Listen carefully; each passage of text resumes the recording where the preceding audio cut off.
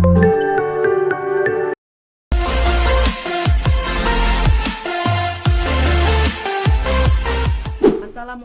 warahmatullahi wabarakatuh. Perkenalkan, nama saya Titania Fetricia. NIM saya 1920505023, kelas 1957 PMIA. Dosen pengampu Pak Hendra Wijaya. Mata kuliah Psikologi Terapan dari Program Studi Pengembangan Masyarakat Islam, Fakultas Dakwah dan Komunikasi. Perkembangan kepribadian. Perkembangan kepribadian adalah suatu susunan sistem psikofisik yang dinamis dalam diri individu, yang akan menentukan penyesuaian individu yang unik terhadap lingkungan. Maka dari itu, susunan kepribadian dibangun dengan ciri-ciri yang saling berkaitan. Dinamis menunjukkan adanya perubahan kualitas dalam kepribadian dan sistem psikofisik. Terdiri dari kebiasaan, sikap, nilai, keyakinan, emosi, perasaan, dan motif yang bersifat psikologis, tetapi mempunyai dasar fisik secara umum. Selanjutnya, fase-fase perkembangan kepribadian kehidupan manusia. Dalam fase-fase perkembangan kepribadian, di setiap individu tidak bisa disamakan satu dengan yang lainnya, tetapi secara umum bisa dirumuskan sebagai berikut. Fase pertama, fase awal atau pertama dimulai sejak anak mulai berusia 1 hingga 2 tahun. Saat anak tersebut mulai mengenal dirinya sendiri. Pada fase ini, kita bisa membedakan kepribadian seseorang menjadi 2 bagian yang paling penting, yaitu sebagai berikut. Bagian pertama berisi unsur-unsur dasar atas berbagai sikap disebut attitudes, yang kurang lebih bersifat permanen dan tidak mudah berubah di kemudian hari. Unsur-unsur itu ialah struktur dasar kepribadian dan capital personality. Kedua unsur tersebut merupakan sifat dasar dari manusia yang telah dimiliki warisan biologis dari orang tuanya.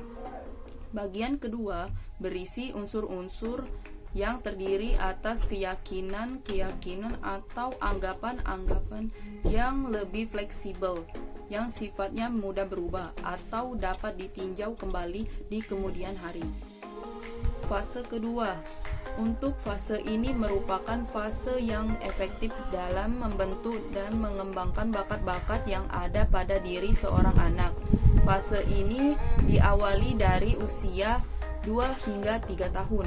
Fase ini merupakan fase dalam perkembangan di mana rasa yang telah dimiliki seorang anak mulai berkembang karakternya sesuai dengan tipe pergaulan yang ada di lingkungannya, termasuk struktur, tata nilai maupun budayanya.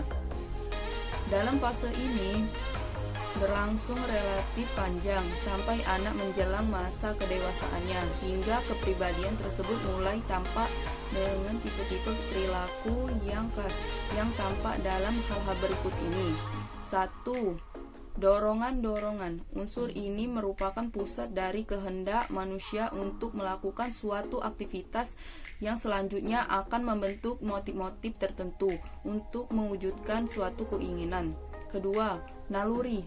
Naluri merupakan suatu dorongan bersifat kodratri yang melekat dari hakikat makhluk hidup. Misalnya, seorang ibu yang memiliki naluri yang begitu kuat untuk memiliki anak, mengasuh, dan membesarkan hingga dewasa.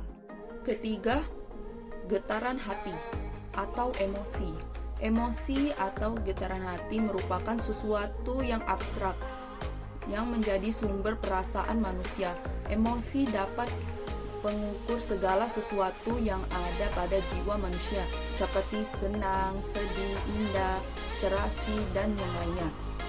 Keempat, perangi.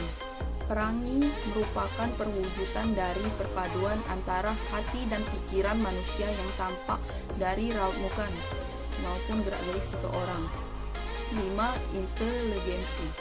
Inteligensi ialah tingkat kemampuan berpikir yang dimiliki oleh seseorang. Sesuatu yang termasuk inteligensi ialah EQ, memori pengetahuan, serta pengalaman-pengalaman yang telah diperoleh seseorang melalui sosialisasi. 6. Bakat.